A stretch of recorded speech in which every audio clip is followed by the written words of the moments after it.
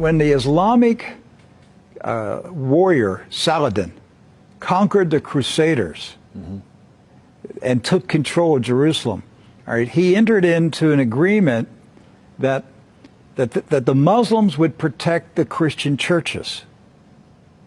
And so he appointed 2 Muslim families. Both of these families have been in Jerusalem for, close to 1,000 years. And each generation has passed down the key. The key. Right. The physical key.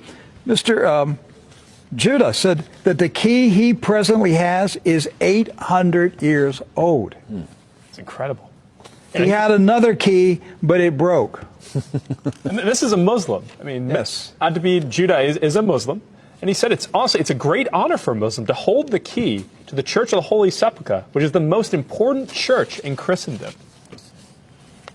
That's not disrespect. That's, we don't hear this in America. We don't hear, because what we have been told is Christian Americans, you should hate Muslims, you should kill Muslims. Because they're going to tear down all the churches yes.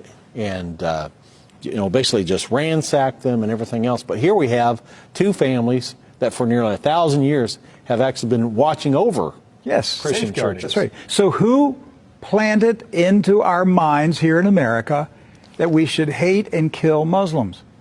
Who planted that thought in our head? Because it came into our society after 9/11. That's correct.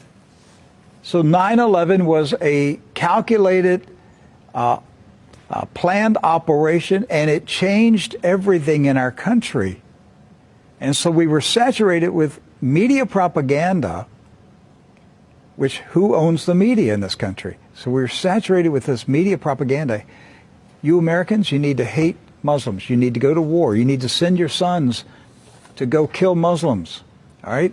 And yet, when you go to the Middle East, you find out that the Muslims, like Christians, are taking care of Christian churches. Yes. Do not hold animosity against Christians or Americans, except in the case where Americans are pushing for war in their countries or trying to take their land. So they've lived together. They've lived together for centuries and centuries. Jews, Christians, and Muslims have lived together for centuries. They were buying and selling. They were trading. They were doing business together. They were building houses next door to each other for centuries. And it didn't change until the Zionists came. Now, see, you say, wait a minute, I thought Zionists are Jews. Not all Jews are Zionists. And not all Zionists are Jews. Right.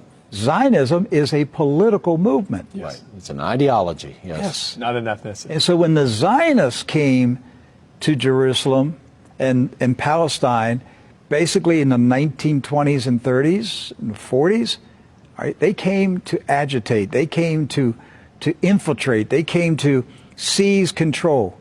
And so they formed paramilitary groups, like Irgun.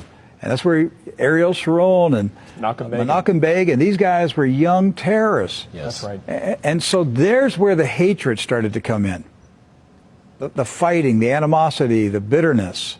But it didn't start until the Zionists appeared. The fighting, the animosity, the bitterness. But it didn't start until the Zionists appeared.